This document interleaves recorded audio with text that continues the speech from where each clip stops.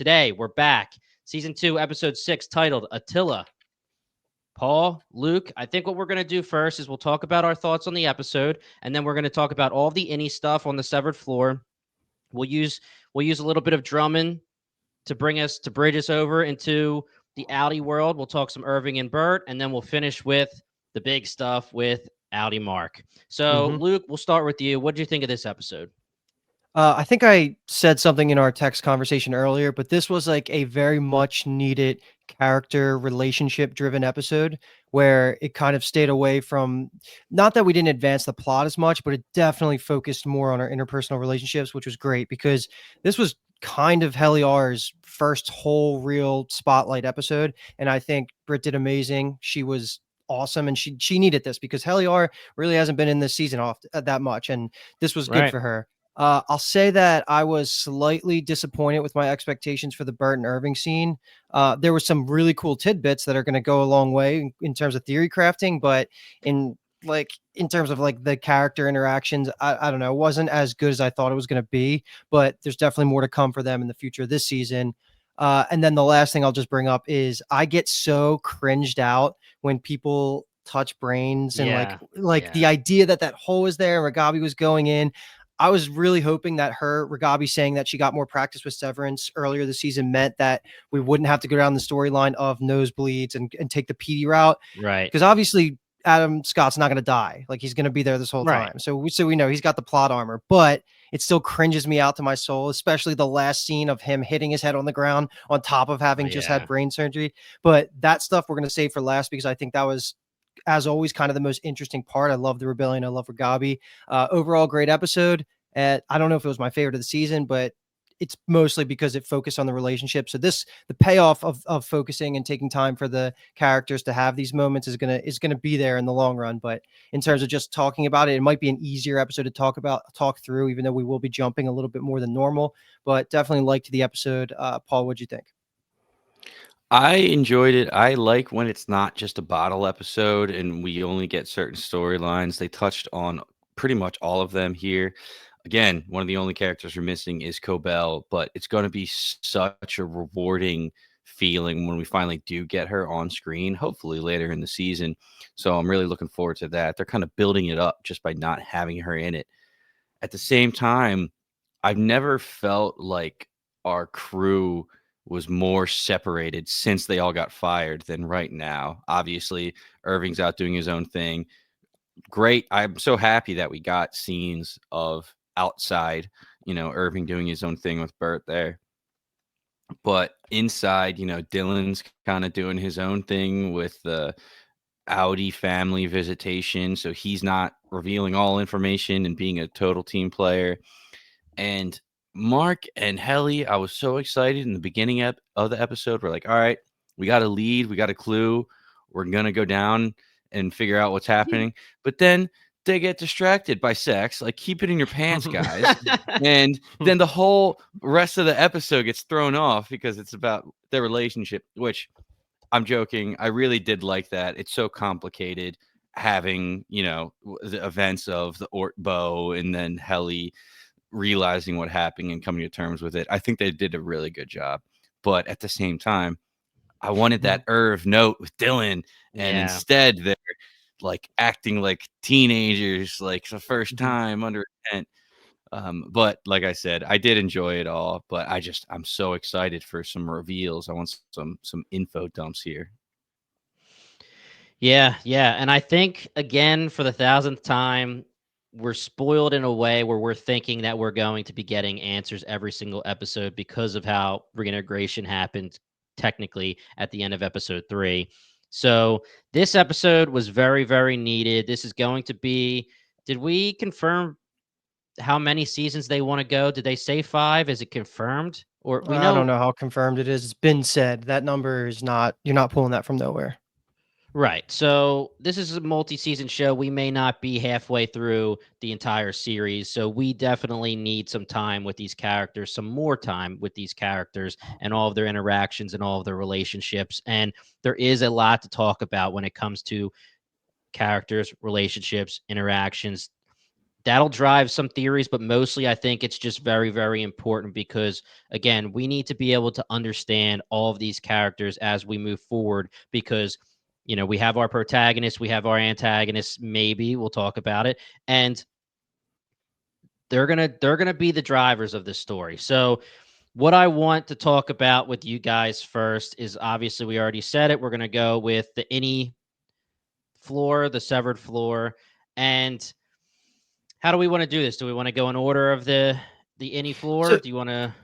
I mean, we could just take it through this first bucket in two parts, where everything up until the conversation where Helly and Mark are in the bathroom stall and she has to walk away and basically get her head cleared, and then Yeah, everything after the bang, right? So, like in the beginning, we can just straight up. I know Paul already touched on it, but they get the information from Dylan that the code from Irving is on the back side of the picture. We kind of drop yep, that right there. Mark's having his reintegration sickness, and then also Mark's being weird towards Helly, and then pretty much the only thing is that big conversation in the bathroom. So we can talk all the way up through that piece, and then we'll close it out with just everything after they get back together.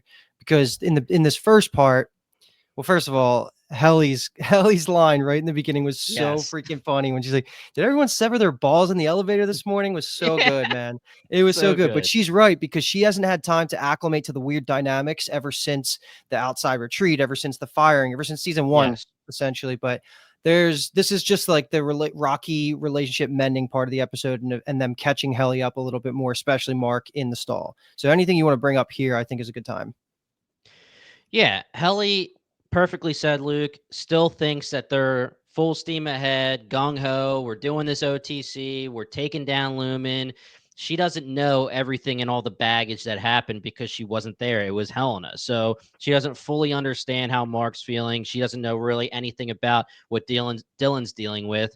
And I loved that line from her. I was cracking Hmm. up. But Dylan, we said we were hoping after the Ortbo that he was going to not have tunnel vision anymore and he was going to be on the side of the Innies and their goals. But we did theorize that, hey, this might be a problem for him throughout the season for a little bit longer. And when I say problem, I mean he's distracted and it's on purpose, right? Lumen is purposely doing this to him. And we'll get to Dylan and his interactions with his Outie's wife in a little bit.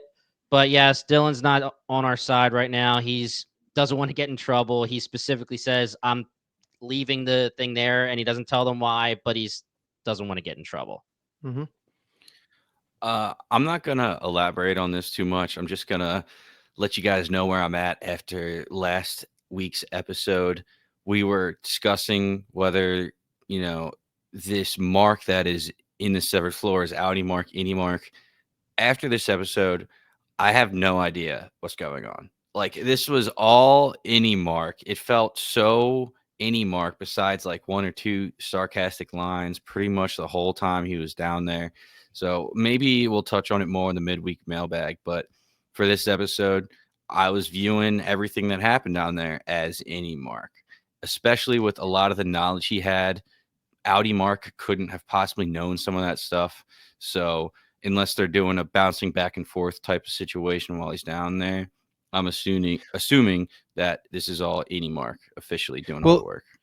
he confirms later to Ragapi that as his Audi version, he only had that distinct memory of the flashing of to the white halls and talking to Gemma slash Miss Casey, when she says, "You're gonna be a dot dot dot." So I think, Right. unfortunately, we can throw out the idea, Paul, that he was ever Audi Mark. Anyway, I think he was always Right. any Mark with the bleed over effect starting to happen, and it got so intense at the end of last episode that it actually was him there.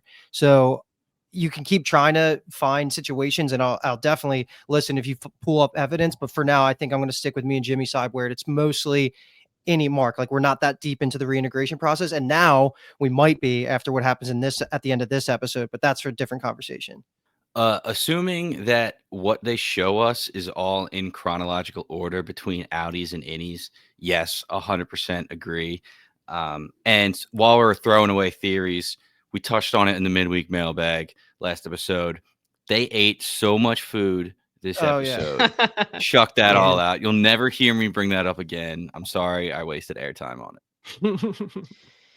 Yeah, and going back to your theory, Paul, we talked about this a lot last episode, and this episode we will get into it a lot more when we talk about the Outtie Mark bucket, because I do think a lot of the evidence is really building up for it to be a reintegration process, and Innie Mark is Innie Mark and Outtie Mark is Outtie Mark. But there's definitely questions, and I definitely have some things I want to talk to you guys about. But really quick, let's move on, and actually not really quick because it is important. Let's go into the severed floor. We'll get into the conversation between Helly R and Mark. And this was very interesting because Mark seems to be over the Helena stuff. And when I say over, he's not over it, but I mean, he's over the fact that he's taking it out on Helly in that way. He's moved on to the fact that he feels bad that this intimate moment, this moment between someone that he thought was Helly and himself, he believed that was real and it wasn't. And he feels bad because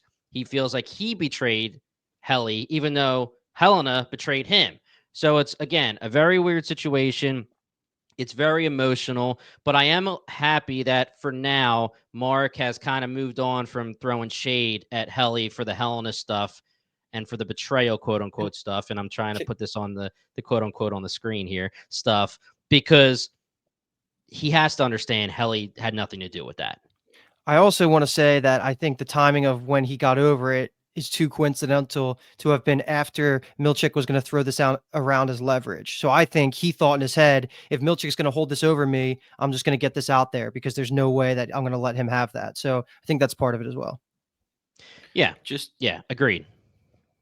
Quick question.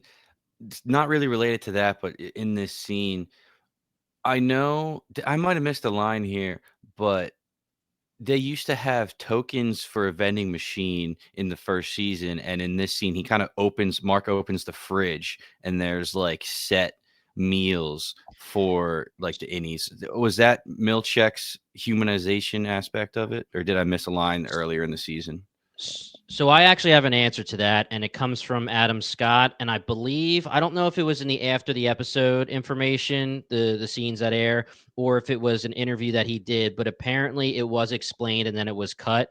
When we have the scene where Milchick is doing his performance review and Drummond says, "Do you want to put in your order for lunch, etc.?" Apparently it was told and then deleted in the earlier season that every Monday, I believe it's supposed to be the beginning of the week for the innies, they put in their orders for the week, and the kitchenette just appears, quote unquote, for them there. So they basically just put in orders and they get food sent there. So to us, it looks new, but apparently that is how the procedures have always been for Lumen.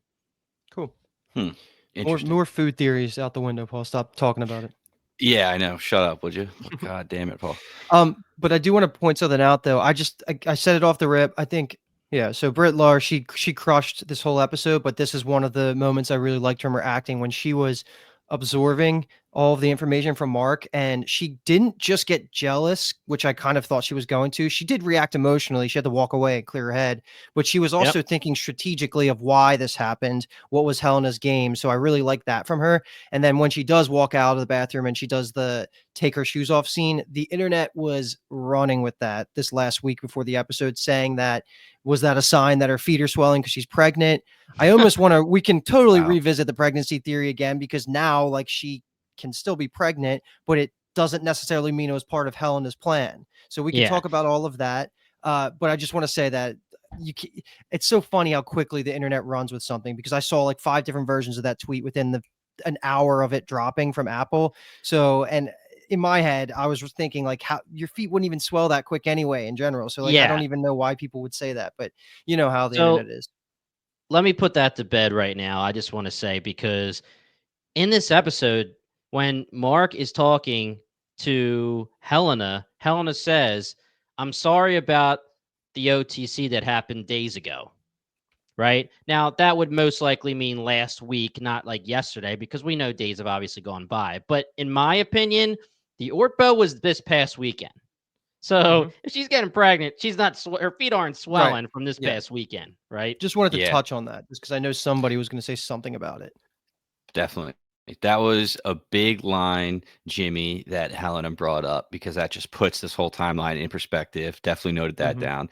And Luke, I made a point to write down notes like what was with the zoom in on her shoes. So that's so funny that the internet ran with it. I was taking it more as like she's exhausted, she's done with Yep. dealing with this like uncomfortable shit and formalities. It's like the end of the night, like, and you're taking your shoes off and Yeah. walking with them home. Dogs are barking, dude. Ladies, yeah, please let us know if that's the case or what you were taking it You're as. wearing But heels, man. Heels suck, apparently. I mean, I don't know from ex- from experience, exactly. um, but yeah. So as you were saying, Luke, Helly was being strategic, and she was also probably using that as a coping mechanism to try to distract herself from all the emotions she was feeling. It's a very, very weird dynamic with just internally for herself because she finds out it's an awkward ass conversation with Mark saying we shared vessels and Yeah. Helly saying, "Oh, you and Miss Casey in the wellness room," and he's like, "No, me and you, Helena. How do I say this? And Mhm. Paul, you kind of said earlier in the episode, they're like teenagers, right? We talked about this a few times. They're born into being innies, and they only live as long as they're an innie and how long they're living on this severed floor and working on the severed floor.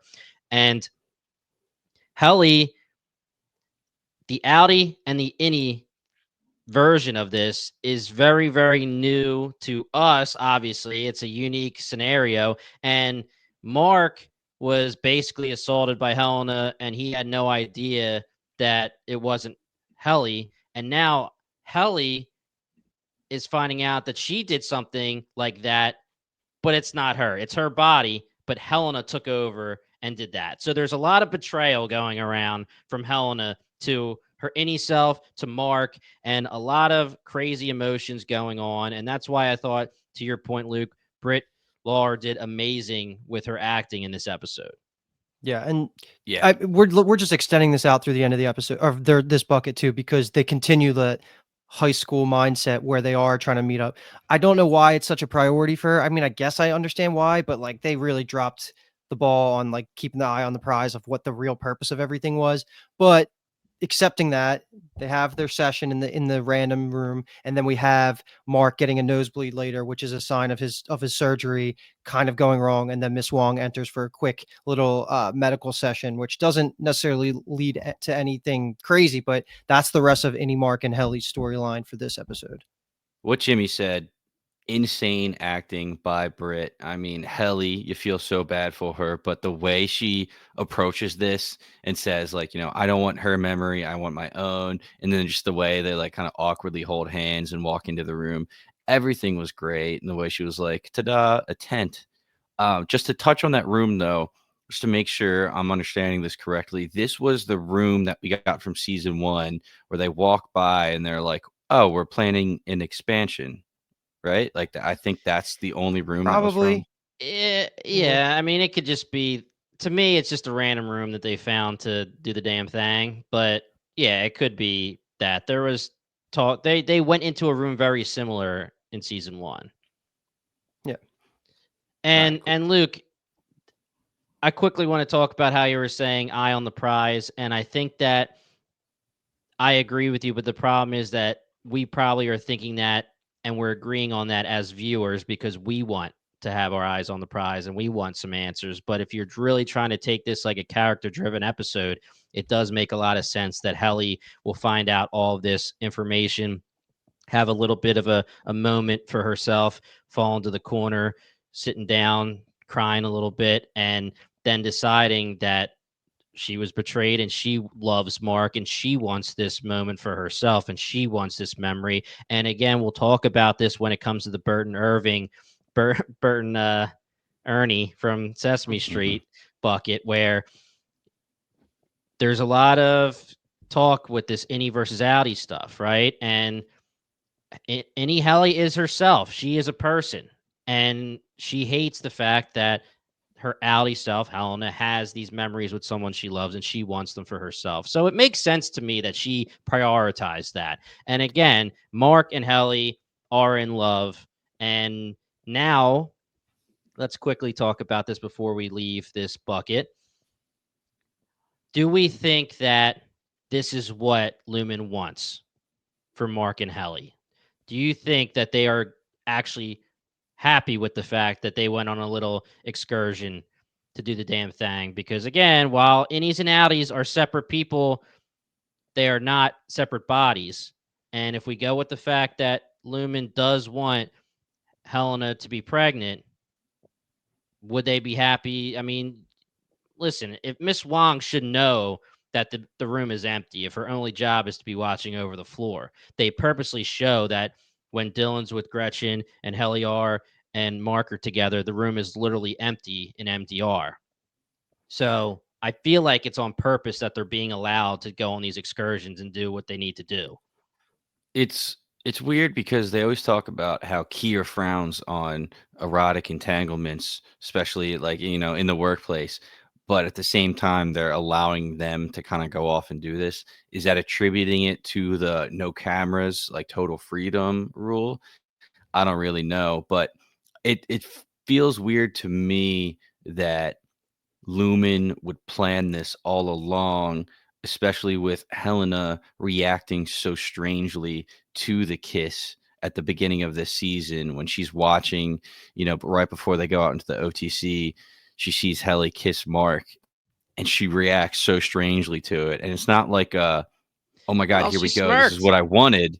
Well, it was more surprise and like what is happening than like, oh my God, this is exactly what we wanted type of thing. And she was like rewinding. So I am kind of on board with the Helena likes it. She likes the romantic side of things, and we can touch on that scene later this episode. But Yep. I don't see how Lumen could want to plan on this relationship without really pushing them towards it at all, if that makes sense. It just kind of So randomly happened. I mean, I think we could say for a fact that if this is currently Lumen's plan, it was not always Lumen's plan. It would have been impossible because they wouldn't have foreseen Irving drowning Helly. They wouldn't have Mhm. foreseen the Innies even catching Helena pretending to be Helly like as a possibility. I think they would just assume that that was going to work out. So there, if it is currently the plan, which I don't like that either, it wasn't always the plan. And the pregnancy thing again gets even weirder now because I guess you can say they let them do this because if they really only care about getting Helly pregnant, her body pregnant, then they don't care if it's Outtie or Innie in control. Like they just want them to procreate. If they are, going back to our crazy theory about it potentially being the two offshoots of the Kier and his brother and their DNA coming together to make somebody.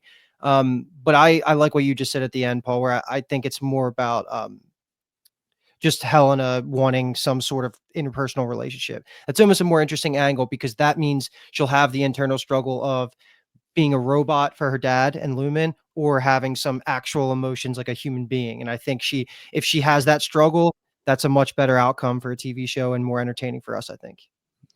Yeah, I totally feel you guys. And the one thing I did want to bring up is if you recall in one of the episodes, I believe it's season 1. I don't think it's season 2. I'm pretty sure it's season 1, where Mark's watching the news and they say that a woman was impregnated on the severed floor, and it's just in the background, right? It's being told Whoa. to you in the background. Now, let me ask you this question. So we have a lot of seeds being planted throughout this entire show from all the way from episode 1 all the way till now, and they're actually adding layers to it with this religious stuff with Irving and Bert. But there's so many laws and there's so much legislation and ideals and people being divisive about, is that right? Divisive? Divisive. Divisive. Why do I say divisive? You're And British. and people being divisive about what should happen with innies and outies. And we get in this episode the religious side of things where certain churches are saying, certain religions are saying innies are separate from outies and innies have their own soul and they'll go to heaven, and etc. My theory, okay, we're getting back into clones or some kind of vessel that Lumen can then put the CEO's consciousness into. What would happen if an innie was impregnated? Could Lumen argue that the innie version is the mother and not the outie, and then that would give Lumen almost control of a baby and I not? mean, Nah, because if you look at season 1, what the senator did or that politician, his wife was severed, had the baby. She was severed because she didn't want to go through pregnancy. And then, at the end, she was the outie again. And she was like, oh, I'm the mom, couldn't have done that. So I Okay. Yeah, I don't see how you could prove that either, like when the child was conceived and like how that would play out either. Like That's you're just true. saying that Okay. Lumen's going to take straight ownership over this kid, and I mean, at that point, it would be Lumen's kid anyway if it was Helena pregnant, so it wouldn't change anything, right? Right. The only difference is that we, for whatever reason, hear that someone that wasn't Helena was impregnated on a severed floor, and Yeah. why say that if it doesn't mean anything? And again, like you're saying, why say that if you can't even prove that that was when this person was Right. impregnated? Yeah. that Yeah. okay. In saying that, I would love if Helly got pregnant and then Lumen took the baby and it was like this happened on company grounds or in company time, so therefore this is a product of the company. I do like that. I don't see it happening personally. But she would be Okay. giving it to herself because she would be like, okay, here, Helena. Yeah, Right.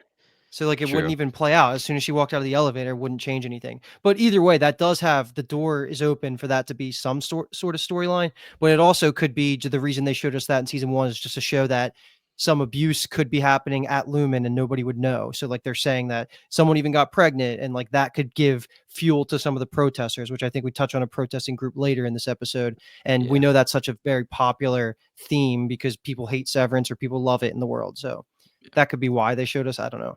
Gotcha. All right, I got Okay. 3 little things to wrap up this scene, and then I'll be done with the Innie, Helly, and Mark here. And then this is more just props to writing. When they're doing the nasty business underneath the tent, Mark asks for consent again. What a king. After that, we got the sex hair while they're walking down the hallway, and when Miss Wong's taking the blood pressure. I just like that they kept it in there because they wouldn't really notice because there's not really mirrors that they're looking at, and Mhm. stuff happens. So I like that they kept that. And then the line where Miss Wong is like to Helly, "Did you punch him?" And she goes, "Well, not today." I just Yeah. amazing That because was that's good. what. Yeah. And I love that. Miss Wong even looked at Helly like, "Did you punch him?" Like that's something she would do because that's totally something she would do. She weaponized office equipment within 5 minutes of being severed. So Yeah. it's just great writing all around.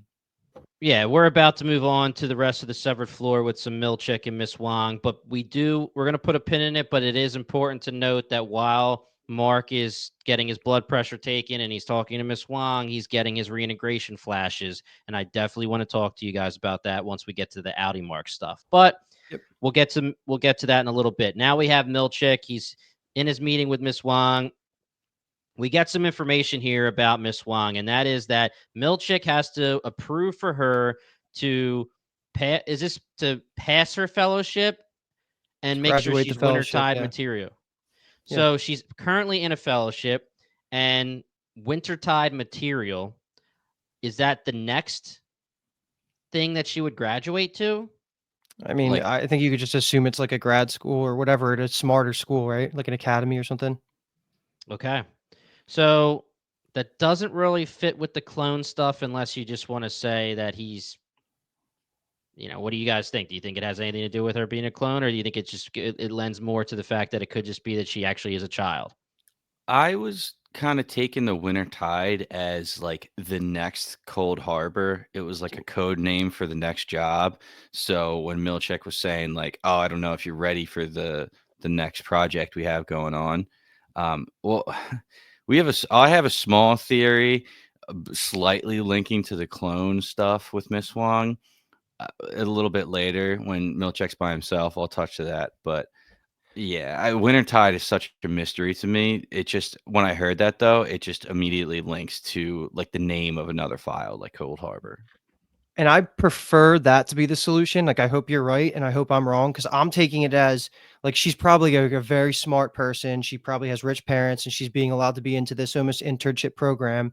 And Milchick is going to be the person that signs off on her moving up. But my issue with that is then she is at face value just a kid, like in Lumen, and she's not severed. There's nothing special there. but does that make her simply just a vehicle for Milchek's growth, like for her purpose in the show? And I almost want to say I hope the writers aren't doing that, even though that's where my head is right now, that she's straight up there to show growth in Milchek. It seems boring. Like, why give her so much screen time and make her so mysterious if she is just a little kid? But to be honest, like after this episode, that's what I'm leaning towards. Unless you're right, Paul, Yeah. like it is another project or something, because that's a cooler answer. Yeah, my head is that she's actually just a kid, and that was what they were giving us right there. But there's plenty of room for them to change whatever the hell they want. But the big Mhm. thing here is that Milchek is not down with Miss Wong. He doesn't seem to like her at all. He doesn't like her presence. That's obviously noted when he says what he says to her in the office. He also says you need to grow up in his fancy way of saying it, which we'll get into in a second. And this is where Milchik says, I need to do some things, some very important things. And Miss Wong, you're going to take over. You're going to be the person watching over the severed floor, and you're going to sit at your desk, not my desk. There's a lot of contention there. And then we could just move right on to Milchik doing his very important things. And this paperclip stuff was wild. You know, we obviously joked about the fact that it's a weird thing to say to someone in a performance review, but in the meeting, the interaction with Miss Wong, he says, I look forward to fixing what they told me I need to fix, right? And this is him over and over and over until his hand is shaking, putting these paper clips on this paper the right way. Yeah, that So was okay. incredible. The And question then becomes, is he trying to lean into all of the Lumen philosophy and actually taking to heart the feedback that he was getting, and he's going to become more and more like the perfect soldier? Or is he literally reaching his breaking point where now he's going to snap and then go completely against whatever Lumen wishes? Because that's my dream. You know, I ride for Milchek. I hope that he can join our Right. side, and that could be what it is. But it also could be, like I said, the first part, just solidifying that he's sacrificing like his humanity almost and going straight into the Lumen soldier. It definitely could be either. I don't know how to take it, but yeah. So that's what I took from the scene. yeah, last episode when they were talking about how Milchek's trying to bring in humanity to the severed floor, I was talking about, oh, maybe he will join the good guys. I was taking the events of this episode as he is tightening the leash, as he spoke of last time. He is about to be ruthless, and he's gonna, bring the hammer down on people, is how I took it, which is Mhm. upsetting because, like I said, I wanted him to be the good guy.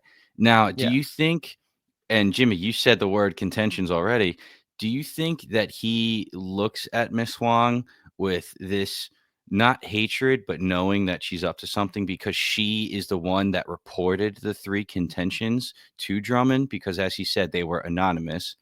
Who else is going to report these Yeah. misdoings to the board? So that's why Milchek's looking at her like, you're trying to take my job. You're coming from my seat. You're telling the board all these bad things that I'm doing, but that's the best you could come up with. So now he's distancing himself from her. Well, let's take a second here, Paul. I really like that. And let's think about something. What was Milchik doing to Cobell? Yeah.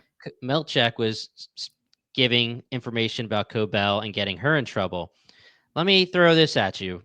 What if, now, if we say we have a fellowship and this fellowship is Miss Wong is actually a child, she's super intelligent, and she's been chosen to be working for Lumen, and maybe it's very prestigious and etc. Right?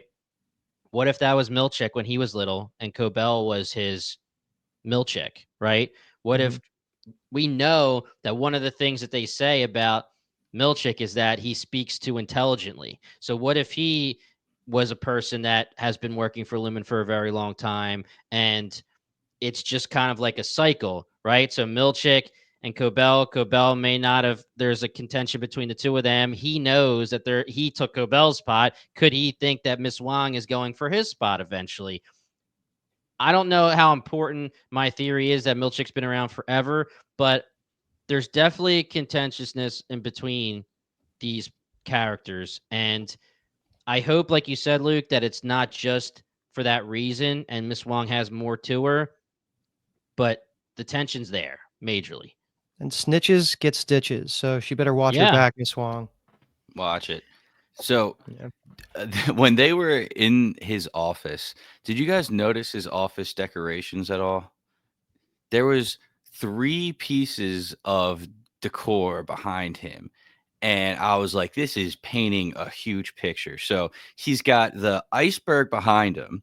So, if you think of an iceberg, you're like, "Alright, tip of the iceberg, there's so much more to this than what you're seeing," is one little hint that I got. Then, he had the rabbit or duck statue on one side, which is things can change depending on how you look at them. And I immediately Right. thought of How I Met Your Mother. That's the only Yep. reason I clocked it in the first place. Um, and then there was like a profile picture. I assume it was Keir. It could have been another historical figure, but somebody please let me know if you connected that to anything else. But just that alone was like, that can't be a coincidence. Like, why else would you have the rabbit or duck statue sitting there? That's not like a motivational poster, you know? Right. Right. So I don't know, a little bit more going on behind the scenes. They're giving you hints left and right. Mhm. Yeah, I really like that. I mean, again, any choice that you make, Innie or Outie, could mean something and could change everything. And Milchick has his hand shaking, and then it leads to him changing his intelligent way of saying grow up to him menacingly looking into the mirror and saying grow up, grow up, grow up, grow up over and over. And really, it's tough. You could take this in a few ways. And Luke, you were already saying it. Paul, you were saying it too. Which way are we going to take it? Are we going to take it like he's on the edge? He's getting there. It's on thin ice. He's ready to explode. He's dealing with all this craziness, getting in trouble for paper clips and getting in trouble for being an intelligent person. Or is it that he is so dedicated to Lumen that he will go and he will be almost a robot and do what he needs to do to be perfect for Kier? And if that takes him to the edge, it's fine. He'll do it. Well, Yeah, I to mean, go first one. off of to go off of that, Jimmy, with him kind of leaning more and more into it, do you think he's going to put up those pictures of himself shown in Kier that he dislikes so much? Like, do you think that That'll will be be a good flag to tell which side. Yeah. Yeah, that'll be a good flag to tell which side he's leaning towards. And we'll see as it goes on. I mean, we really want Milchick to join the Innie side of things. And I still can see it either way, to be completely honest. All right, let's move on. Let's go. We have 2 other buckets here before we hit like the big bucket. So let's just quickly go through the 2 scenes that we have of Dylan. This is just going to include the second part of the visitation to the family wing when he meets with Gretchen and they have their moment. Shout out Kathleen.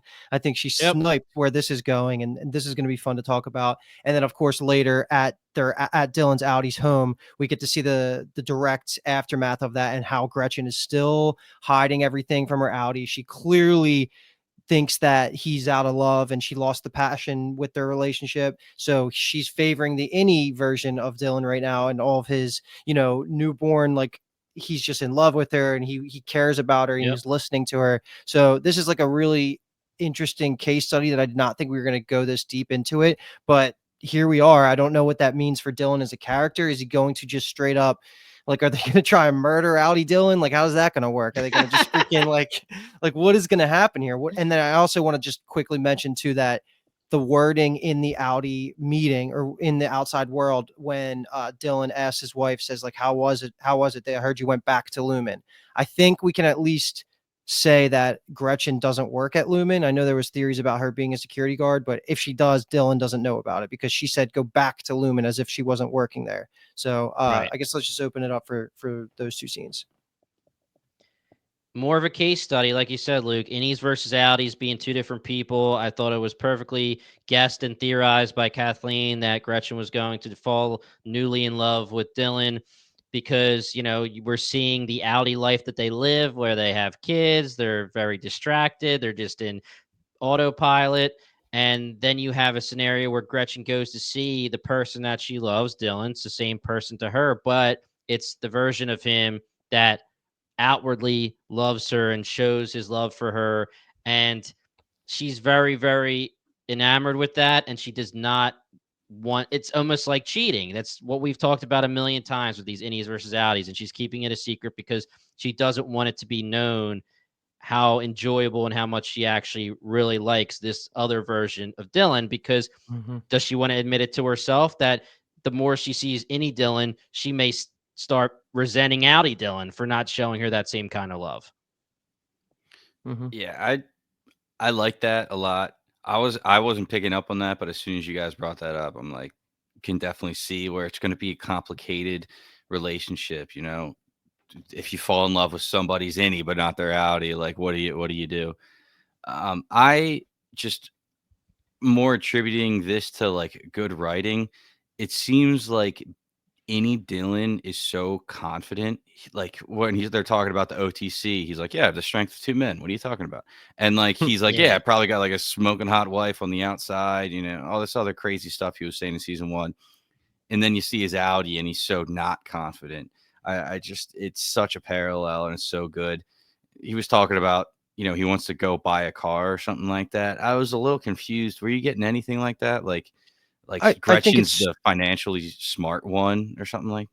I'm not it's sure. just about he doesn't find his thing, right? Like he's all over the place, like he has all these random interests and he doesn't actually commit and doesn't stay passionate towards one thing, which I think is like a good metaphor for the relationship where he's not giving his all and like actually it's not working anymore. And one of the things that he says that I'm so upset about the answer for was the scuba diving piece where he's like, where did I learn? I wanted her to give us a body of water that we can use to latch on geographically. And of Right. course she says, oh, in a pool. Like, why did they tease us like that? That was such a little tease.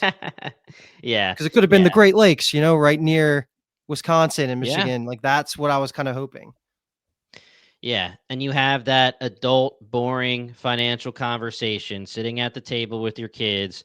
Hey, honey, I think I kind of want to go get a car. No, I don't think you should go buy a car without going with me. All right, fine. I'll just go test drive it. But then when she goes to see Innie Dylan, it's all exciting, like first date kind of stuff, right? Yeah. It's very, very, again, I want to reiterate the fact that she probably feels like she's cheating, and that's why she doesn't want to tell him.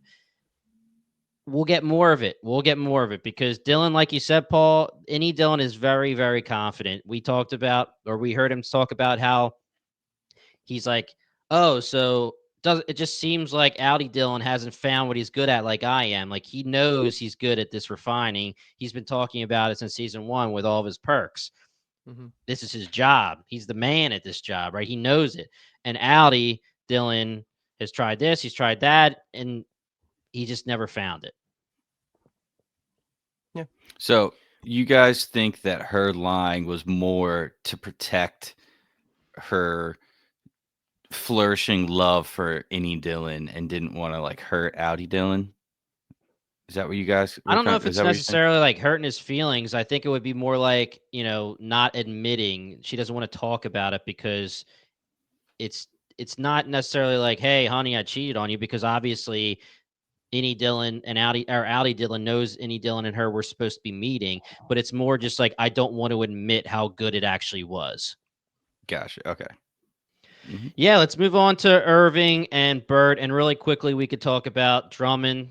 We see him for a second. We see his frolic tattoo. He goes into Irving's house and he goes through Irving's stuff and he sees all the notes and everything that Irving has. So are we taking this as this is finally the first time they're realizing that Irving is an enemy to Lumen?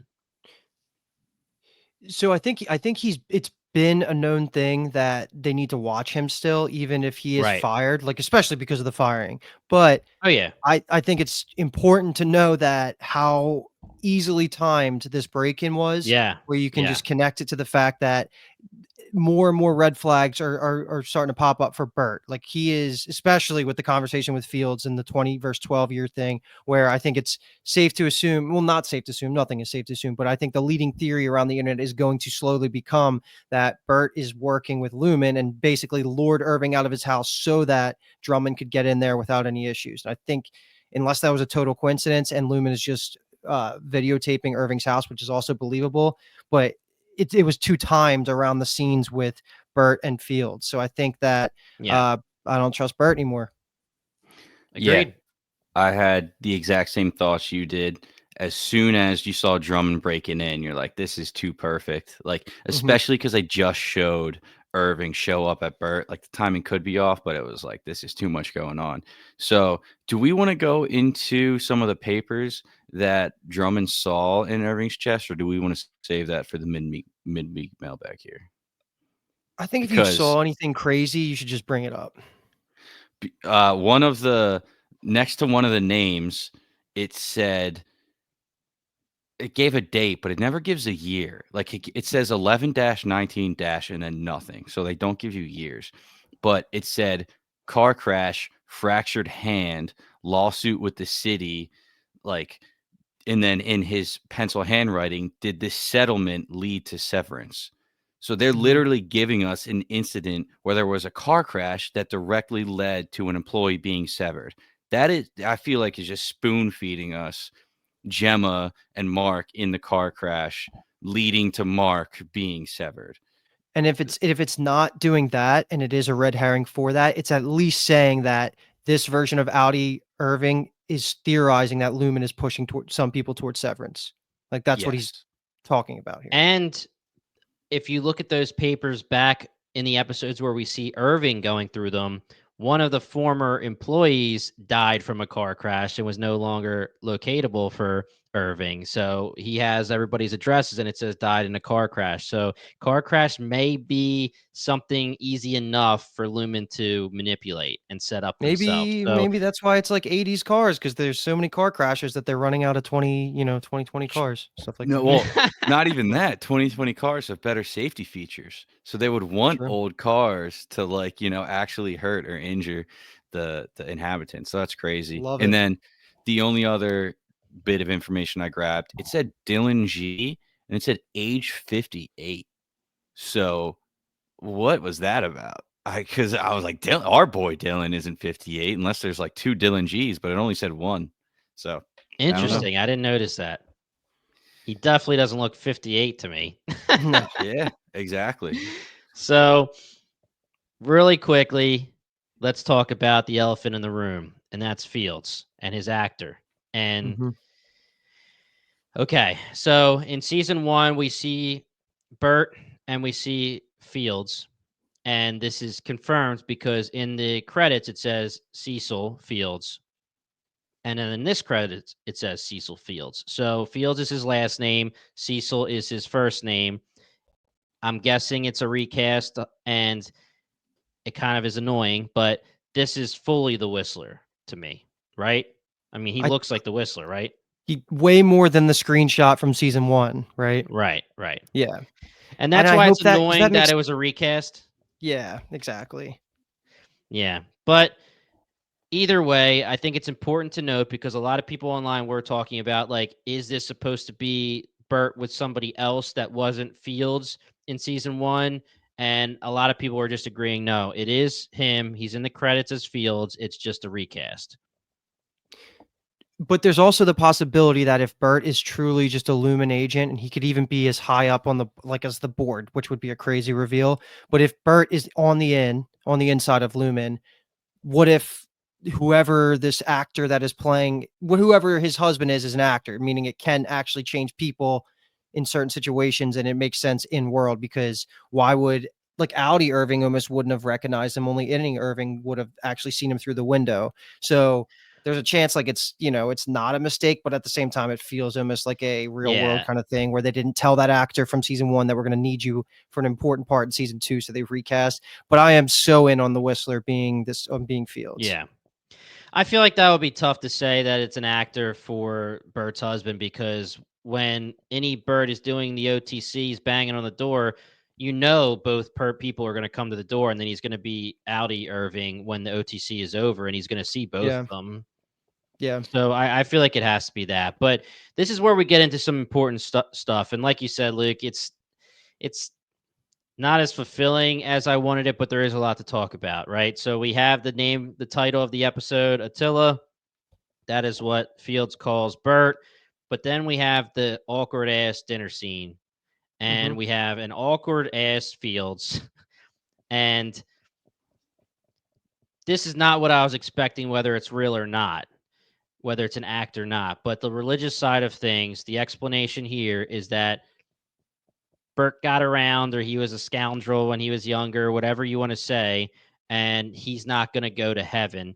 But they were at church, and the pastor, the priest, whatever, said that they believe in their religion that innies have souls, separate souls, and innies will go to heaven separately than their outies. So Fields told Bert, you should get severed so that your Innie soul will meet me in heaven. Mm-hmm. There's a million problems with this. Yeah.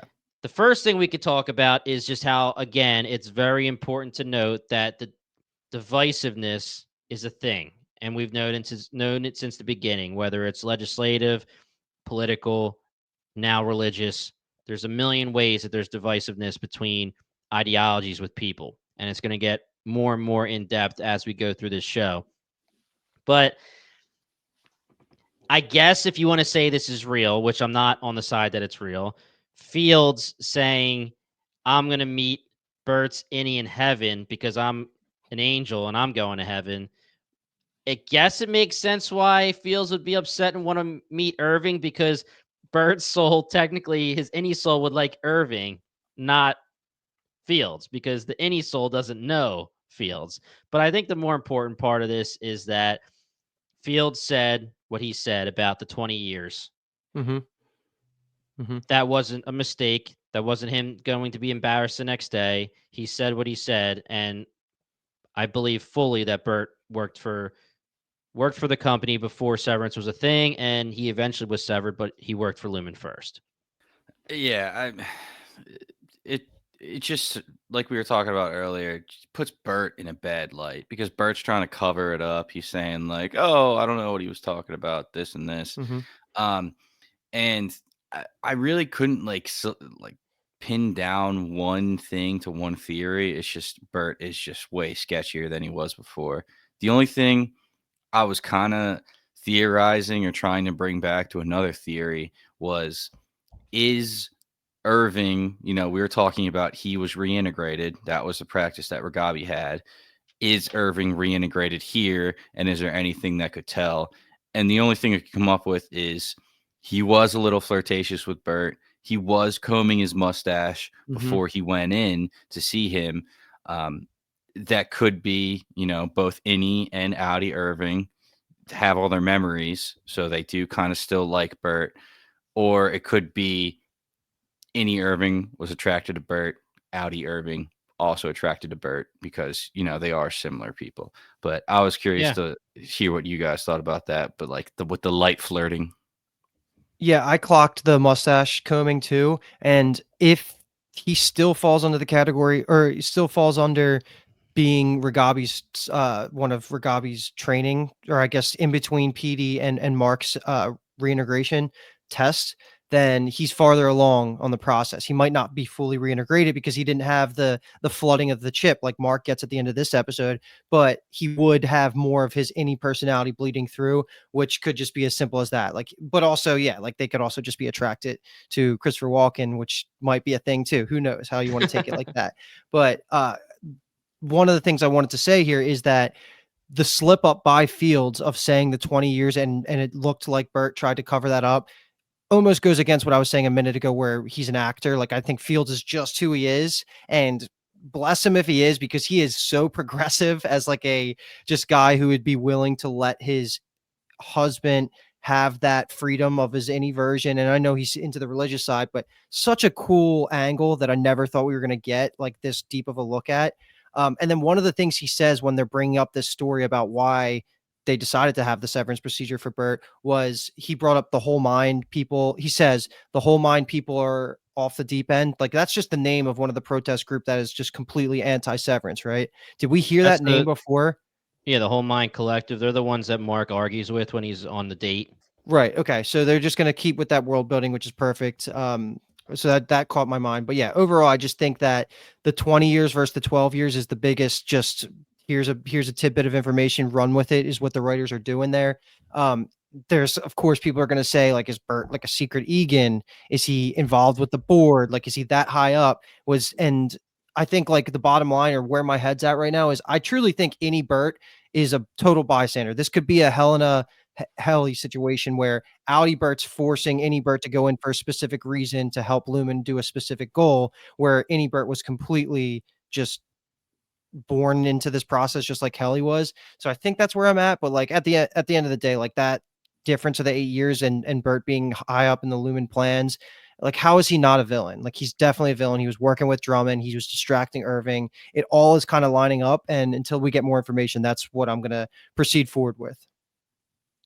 It's funny how things can flip in 2 seconds. If we find out that Drummond or Lumen were watching over Irving's house He's good and they then. decided, yeah, you're right. You just decide all of a Bert's sudden. back. But the thing Bert's back, baby. But the thing I do want to talk about really quickly here is the Whistler.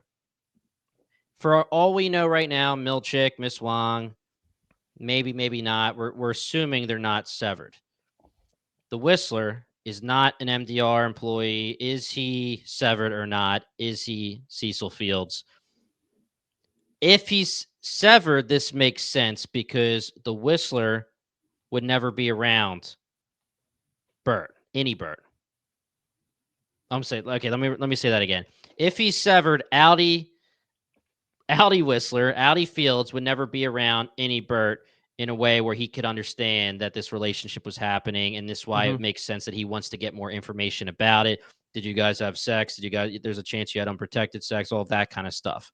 But there's a good chance that we have a scenario here where we have Bert as a Lumen employee for 20 years and Fields as a important Lumen employee as well, whether he's severed or not. If you're the Whistler and if you're the person bringing things down to the secret export hallway, these two are two big dogs, possibly two big dogs within Lumen.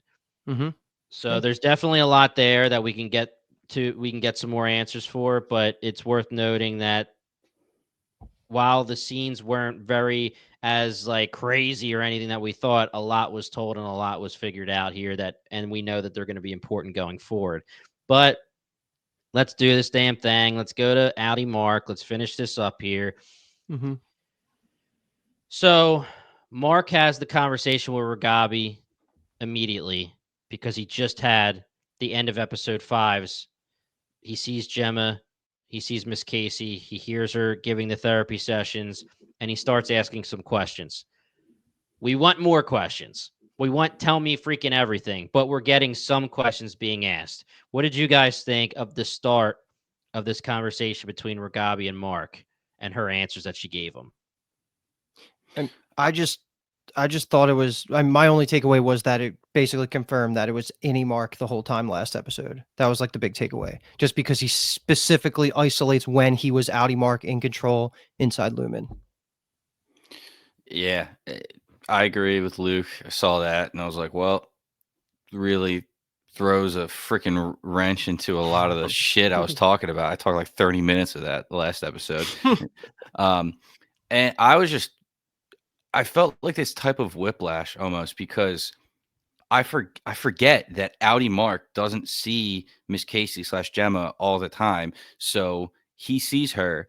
And the next thing we saw, which was the beginning of this episode, he is bawling, crying because he's saying, what are they doing to her? Like, why was she rattling off those weird, dumb questions? Like, he is distraught because, this random shit was brought up to him. Oh, your wife's still alive. He's like, no, she's not. I identified her body. And then this is the whiplash of, what am I seeing right now? So I almost forgot about all that because we get Innie Mark so much talking about Miss Casey and he's so casual about it that this opening scene was a good reminder to where Outtie Mark is. So again, it's just a wild concept when he's talking about the stages of grief and he talks about bargaining and how people go through it. And he's like, well, it's different for me in this situation because I might be able to actually get her back, which never happens. So just wild, philosophical, deep emotional themes that they're really touching on here. Would you say he's being very woeful?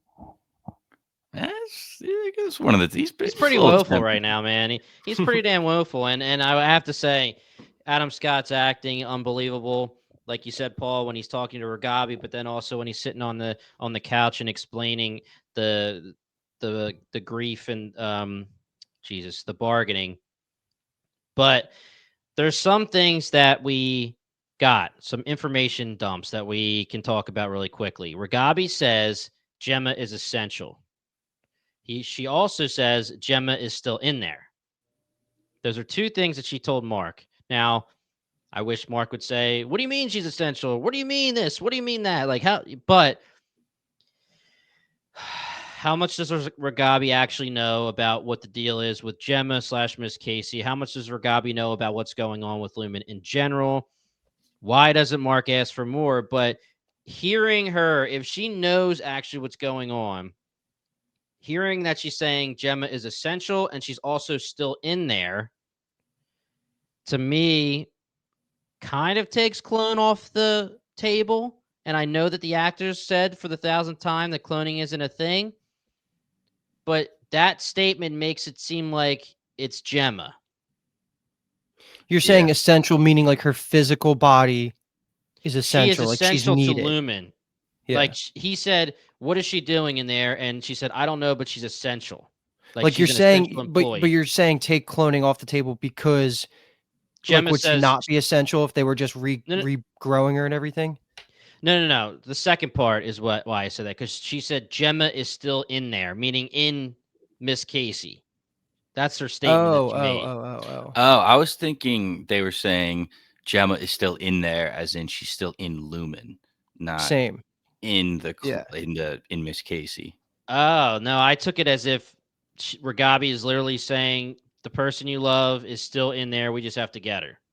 Okay, no, that's a whole different statement. Yeah. I didn't even take it that way. Oh wow, you're probably right that it's that way, because he was freaking out at the idea that she is no longer his wife, like sure physically. Right. So that actually makes a lot more sense. Yeah. No, I do like that a lot, and I wasn't getting that, but at the same time, is she just like rattling off random shit because there's no way Mark can confirm that? I want to believe everything that she's saying, and I think we should, but at the same time, she could just be telling him what he wants to hear, and she really doesn't have a clue. I'll say this, Paul. Ragabi seems all of a sudden to be so gung-ho. Okay, this episode she was so like, all right, we need to put a syringe in your head, cut your head open, we need to flood that ship, we need to do this. And Mark is like, holy shit, unplug me right now, I'm gonna go eat something, I don't know what your deal is, right? She was talking earlier episodes about how we need to take our time and I don't want anything to go wrong, and now all of a sudden they make a little bit of a breakthrough. And it makes sense when you're someone who is all about your work and scientific and you're close to whatever it is, an invention or a breakthrough. You just need to do it. You need to get there, and you don't think about the repercussions. And all of a sudden she's like, all right, Mark, this is what we're going to do. We're going to cut your head open. We're going to flood the chip. And he's like, holy shit, this is crazy. I'm leaving. My take on that is that she definitely does not, like, even if she got practice with somebody after PD, there's no way that she has 100% foolproof way to make somebody reintegrate it with no issues. So I think she's recognizing that Mark is starting to have these weird headaches. Like he still has some of the symptoms that PD was having. So I think she wants to ramp everything up and get possibly to stop him from dying prematurely. So she needs to know, like, I don't know, that maybe she's just theorizing that if we did flood the chip and we get your two brainwaves in sync now, like you'll actually survive and be okay. Because at one point she did say, oh, like, that's good that you had a recent memory. That means like we're getting closer. But how does she know? Even if she had a test subject after PD, she would have a sample size of 2 before Mark of attempting reintegration. So that's all of that kind of is like, is she lying? Is she winging it because she needs to make Mark feel somewhat safe, even though she's kind of just that has no idea and she's in uncharted territory? So this episode opened up a lot more about Ragabi as a character. And then it's not like she was panicked when he comes down to the basement at the end of this episode. She was sitting there eating icing or whatever. She's not like, oh my God, like we got to hurry up. So I'm getting mixed signals all over the place. But I still just, I guess that's where I'm at right now. Yeah, and I took it it's funny. I mean, the different viewpoints, because I took it almost the opposite, where she cares more about the results than his well-being. Like, I took it like, we need to get this done because I want you to have this breakthrough and I want you to tell me everything you're seeing and I want to make this work, and not on the side of, I want to get this done because I want to save your life. But it could be either way. And for this moment, this memory that you're talking about, Luke, this is what I wanted to talk about this entire episode. And maybe I'm just being confused and you guys can help me out here. But when Mark is sitting on the table with Miss Wong, she's taking his blood pressure, and that is when he starts to have his flashes. And he says he can hear Ragabi saying, Mark, Mark, Mark. And then we're seeing this scenario in Outtie Mark's bucket, in Outtie Mark's house in his basement, where he's having the reintegration flashes. And it looks like it's the same scenario where they're converging. And she's saying that's a recent memory. But how, unless I'm reading this totally wrong, how would Innie Mark have seen something happening in Outtie Mark's basement if that was apparently supposed to be happening chronologically after? So you're asking if the last thing that we saw with Outtie Mark is actually prior to some of the things that we saw this episode? Yeah, because the way that it played off to me on screen, it made it almost seem like, while she said recent memory, the way that it was shot to me made it seem like it was happening at the same time, like Outtie and Innie Mark actually exist as two people, which we know they don't. So one of them has to be chronologically in the future, or in the present, if you want to say it, and one of them can't know what the other one is presently doing. One of them always has to be in the quote-unquote past. So the fact that they were showing Innie Mark seemingly seeing something that we're seeing from Outtie Mark, which we think is present, confused me. I think that was a product of Outtie Mark getting visions of being inside. And when we're looking at Innie Mark seeing the basement, I think that's really Outtie Mark merging his immediate surroundings with his memory of downstairs. So you're saying we Yes. see Yes. Innie Mark. So he's putting his brain, his mind, into Innie Mark's mind, and then he's all of a sudden seeing it through Innie Mark's eyes. So technically, it's a memory of him seeing something he's Yes. currently seeing. So you're saying that Innie Mark is seeing Outtie Mark's basement, therefore he's seeing the future. I'm taking it as Outtie Mark is in his basement and he's getting flashes, remembering this blood Yes. pressure scene.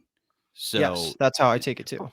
But why in the blood pressure scene, when he was getting the flashes and it was the Mark, Mark, Mark, it's the same Mark, Mark, Mark that he's seeing when he's in the present day basement? It's because that is Ragabi calling him back into his present mind, like from the past. Like that already happened, and it's a weird way of showing it, but I think it's by design. The cinematography's like that. But I agree with Paul. I think that's exactly what it is. It's waking him up from his vision of remembering that scene. I know that there's an answer to it, because I was confused, but I know obviously that there's not two Marks happening at the same time. So I just needed a little clarification from you guys. Yeah, the way I was taking it, that whole blood pressure scene where Mark's having the nosebleed, we're viewing that as a memory of Outtie Mark in the basement getting the reintegration process done to him at the time. Yes. And it's getting great. It's getting really tricky with, the scenes they're giving us, whether it is chronological or not. I think the way I'm taking it, the end of last episode, he sees kind of Gemma in that hallway. Like he's talking to Ragabi about the process of bargaining. He goes through the whole day of Lumen, where he has sex with Helly, he has the nosebleed, he's getting the blood pressure done, and then later that night he's doing the reintegration process again, and that is when he is remembering the prior events of the day, and that's why she says, "Oh, that was a recent memory because it happened a few hours ago today. At work." Okay. Yeah. All right. Yep, that makes sense. Could be wrong. Have no idea. Now, his freak out leads immediately to the Chinese restaurant, and now we have a connection or now we have a scene with Helena and Mark. Paul, sorry to say, Mark just chowed down on all the Chinese food that you can think of, so he's eating some food, but another awkward conversation. At first, it seems like they're flirting, and she's acting very Helly R-ish, so my thoughts are that she is trying to. Okay, you know what? Let's just start from the beginning. What was your guys' viewpoint when you saw her walk up to Mark and start talking to him? She looks like Helly R. She's talking like Helly R. So what did you think when you were seeing this? Talking like Helly R? I felt like I thought she was. she was Helena. I guess she was Helena trying to be friendly or whatever, but for some of the faces she was making, I was like, Helly R doesn't do that fake forced smile. So yeah, that's funny. Okay. That's how you were taking it. But she was being more friendly. She wasn't being the stern faced Helena that we always get.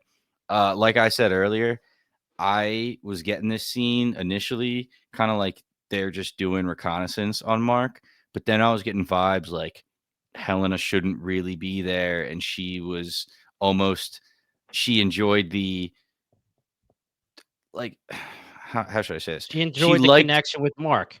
yeah, and she hasn't been that intimate with somebody before, is what we were theorizing. So, you lose your virginity to somebody, maybe you have like unnatural affinity towards them where you don't know about, and she's like exploring that, and she's following him outside of work. It could just be Lumen reconnaissance, but it seemed more than that. It seemed like she was really into the intimate aspect of it, and maybe flirting a little bit. It was hard to tell. I thought they were flirting, man, But until Mark the isn't. the issue with that is she purposefully said Gemma's name wrong and it pissed him off. Yeah. Like she was fishing for some sort of reaction. If Gemma or Miss Casey is this important and Cold Harbor is going to be the most important day for human history, the freaking head of the Egans or the heir to Yeah. be is going to know the name of Gemma / Miss Casey. So that almost trumps everything to do with the flirting and caring about the emotional piece of it. Even though I like that angle more, I think it's totally about prodding and seeing what they can either get out of him, maybe because like Natalie also going to Rickon could also be a partial reconnaissance thing. Like it just seems like they want to have their fingers everywhere, and if they can glean any information from him, that almost felt like it was like a game for her, because I thought the getting the name wrong was the most important thing of that entire piece of dialogue, and that was calculated. So I think there had to be a reason for that. So okay, this is funny. So my first question is, why send Helena, or why Helena go herself and not just anybody if they want to just talk to Mark and prod at him to see what he knows or see what he's going to say? reactions. To see if if he's reacting to what, Helly or Helena, or like A little physically, like being in front of Helena is probably something they could test for, plus her having the knowledge of what she does, like she can get some sort of reaction off of words as well. So maybe they were checking for both. I don't really know. So my take on this was that she was, like Paul said, she's enamored with Mark now that they had that connection, and she wants more of it. And when you were saying the thing about Jenna / Hannah, what do people do when they're Oh, trying wow. to, I guess I see where yeah, you're when they're trying going. to Yeah. look down on the other person's love interest or something, they'll be like, "Oh, John, no, Jim. It's Jim, Yeah. my Okay. boyfriend."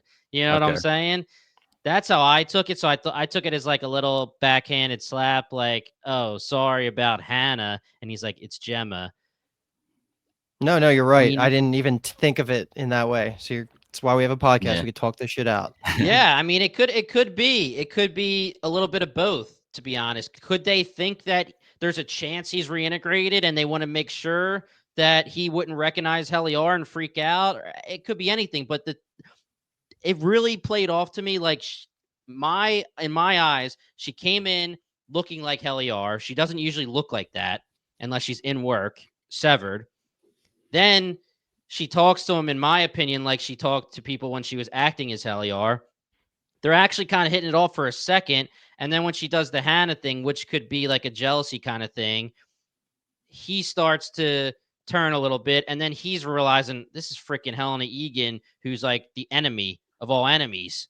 And then he turns and he isn't flirting anymore. Like I took it like for a second, he was like Like she was getting him with the Helly R stuff because why wouldn't Mark like Helly R? Because his Innie likes Helly R. Yeah. Just like Bert and Irving, like Irving seems to like Bert, and Bert, whether he's faking or not, you can argue he's definitely faking here with the I hope we get to see each other again in the wink and stuff. But the Innie and the Gretchen with Dylan stuff, like I feel like she was doing it with the Helly R thing, and then Mark smartened up. Let me ask then: is she going rogue? Yes, I think she's going rogue against James and against Lumens. Yes. Okay. Yeah. Okay. Yeah. What were you gonna say, Paul? I like that a lot. And I think what you were saying, Jimmy, like Mark was kind of leaning into it a little bit. They were doing like the sarcastic banner, like, oh, like, yeah, you better be sorry. And he was like, oh, really? Like, I should be nervous or something like that. Like he was doing that flirty shit that he did with Helly R back in season 1, where Helly R was like, oh, maybe we should just kill Mark and then use his face as a mask. And Mark is like, oh, that'd be a little confusing. Don't you think they would recognize me? And was like leaning into like the right flirtatious bullying a little bit. And then at the end, it looks like she wanted to kiss him almost. It was weird. Yeah. And Helena has been Helly R for however many days with Mark. She knows Innie Mark. She doesn't know Outtie Mark. So she knows how Innie Mark should react and what will make him like somebody. And he likes Helly R, and she is assuming that Outtie Mark is the same thing. Like, to me, that sarcastic banter was her specifically, strategically acting a certain way, thinking Mark will positively react to it. And then as the time goes on, he starts to smarten up, especially with the Hannah versus Gemma thing, which strategically was her being jealous and not part of the strategy, because that's a problem.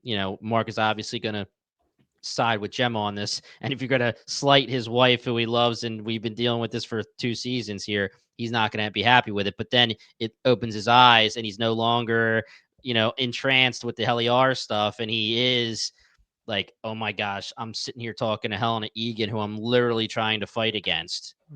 Okay, guys, I'm the asshole. It was a relationship. Hey, I'm not saying you're an asshole, bro, but maybe any. No, you guys convinced me. But there are 2 things I want to bring up, and then we can probably just take it home to anything in the last scene.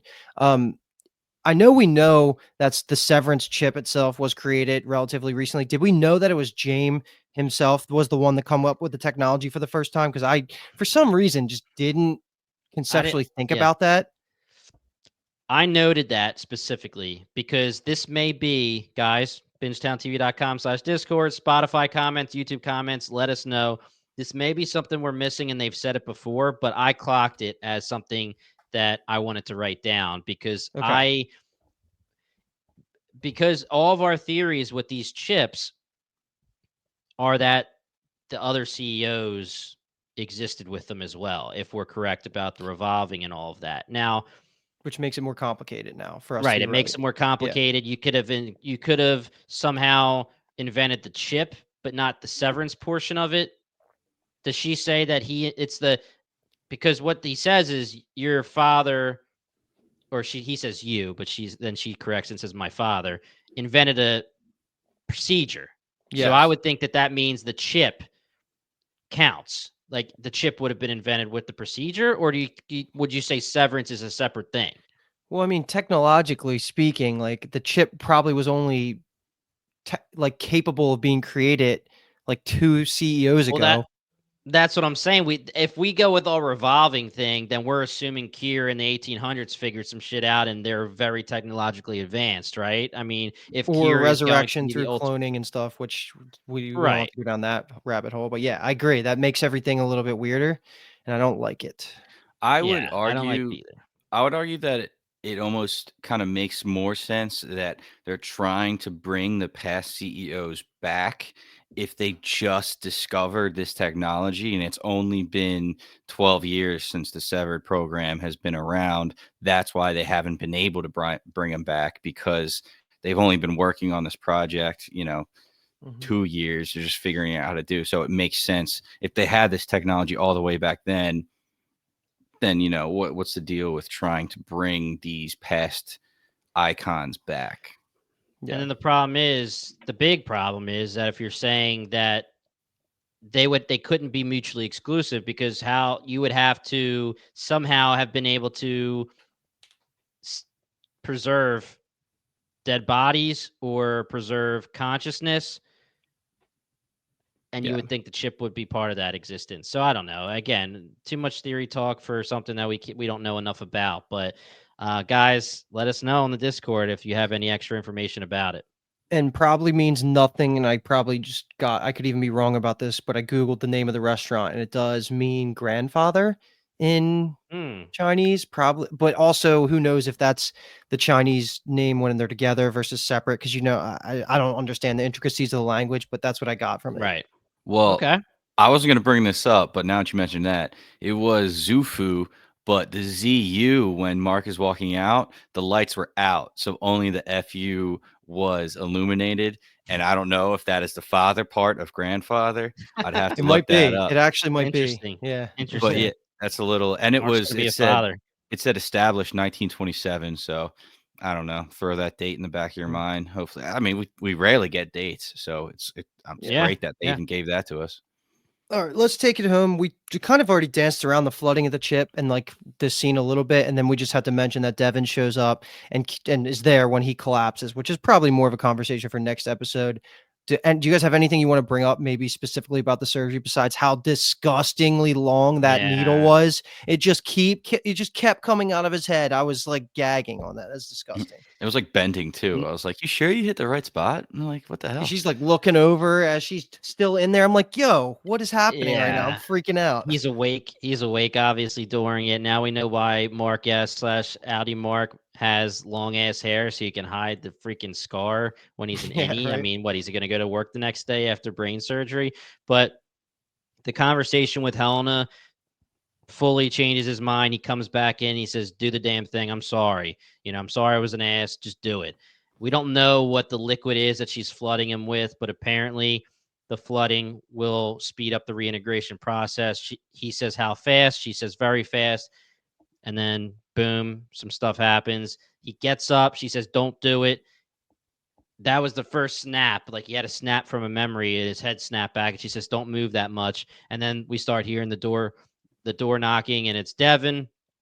For a second, I wasn't really like fully paying attention because I was so enthralled with what I was seeing from Mark. I was like, is that Helena like knocking on his door after the conversation they just had? But then obviously, as you get closer to the door, you could tell it's Devin. And we have this scenario where Mark is reaching for the water. His hand stops working. He falls. He's having the seizure. And now Devin knows what's going on. Devin meets Ragabi. And we're going to have, hopefully, the immediate scene in episode 7. But as far as we know with Severance, they might not go there, but we should. Yeah. And One, then we'll have I, to see I what they do. I did notice one thing I thought was cool was when she was doing the surgery and like the completion of it was happening and you got like the shaking and everything, you were hearing all of the different elevator tones. And there were more Okay. than just the ding. And I'm hoping or thinking maybe if they even thought about it that deep, like each ding, each pitch is different for each of the different kind of initiatives, like the goldfish, the elephant, like, and it could be him just kind of collapsing the waves of everything. So it was going through every possible scenario of what the severance chip can do to your head. Total tinfoily, but I did I hear like that and I that. thought it was worth bringing up. Oh, that's awesome. Associating the different tones of the dings to the different like locks that they have on the chip, like you were Yeah. saying. That's really good. I like that. The only thing I kind of clocked from this, and it's just conjecture about what it meant, is when he's freaking out at Devin, he's going, and what is that smell? And then he can't pick Right. up the water. Do you think we know like a memory of what he was smelling? The only thing I could think of is like No, the burning body of no. okay. They said earlier this season that she says when she does the initial surgery, she's like, "Do you smell copper, taste copper, whatever?" Maybe it's similar to that, where like, oh, I guess that was taste, not smell, right? When she Yeah. says, do you taste copper?" And he says no, and she says, "Okay, that's a good thing." Maybe it's the same Right. idea where like his senses are off because his brain is Yeah, hemorrhaging. it Yeah. could definitely be a thing. The only thing, like, smell and memory are insanely associated. Like you get back in real life, you get back a lot of memories just by smelling a smell you haven't, smelled Yeah. in decades even. So I was just trying to think of a scenario where he was even smelling something, and the only thing I could think of was he talked about Gemma's burning body and how he needed to identify the corpse, unless he's smelling like the ghosts from the inside, because the corpse would be Outtie Mark. So it's like Yeah. he wouldn't be recalling that memory from any Mark. So I'm just curious. I couldn't think of one instance where they're like, what does that smell? It says Google says people experiencing a brain hemorrhage may sometimes report smelling something unusual or losing smell. So I don't know if that's also like a common That medical thing. could just be that, because they were talking about brain hemorrhages. And I know Yeah. burnt toast is like something. They're like, what's that smell? And Yeah. that's like a sign you're going to If you have an like a attack. brain tumor or something. Yeah. Yeah, exactly. That's where I Okay. thought it was going with. You know what? That makes a lot more sense. All right, guys. Is that it? Do we have any final parting shots? Good. Yeah, no. We'll save it for the Yeah. mailbag. All right, guys. That's it. We are on Severance season 2, episode 6, and now we will be going to episode 7 next week. But we do have the mailbag in between. So, like we've been saying in this episode, if you want to drop your questions, thoughts, theories, comments, etc., all you have to do is join our free Bingetown TV Discord. The link is in the description, or you can just go to bingetowntv.com/Discord. Comment on our YouTube, comment on our Spotify episodes. We'll shout you guys. We have a blast doing it. Otherwise, the core podcast is here covering all things Apple TV. We have other podcasts covering other TV shows. We have the Binge Empire podcast soon covering The Wheel of Time. We have the Dark and Twisted podcast currently covering Yellow Jackets and White Lotus. We have the Final Form podcast currently covering Invincible and Solo Leveling. And we have the Unreal Traders podcast currently covering Traders. All of that will be in the description. Guys, we have a lot of TV to cover, and it is always so fun. So join us for the ride. Once again, we are the Core Podcast, and thank you so much for listening.